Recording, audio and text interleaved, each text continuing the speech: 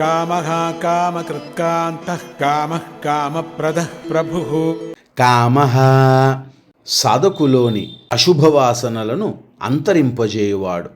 కామకృత్ భక్తుల హృదయములలో శుభంకరమైన కోరికలను, భావనలను, ప్రేరణలను కలిగించువాడు.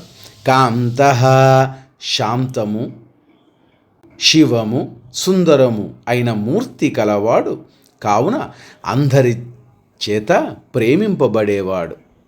కామః ధర్మ, అర్థ, కామ, మోక్షములను అభిలాషించువారిచే కోరబడేవాడు. కామప్రదః ఎవరు ఏది కోరినా అది వారికి ఇచ్చేవాడు శ్రీమన్నారాయణుడు.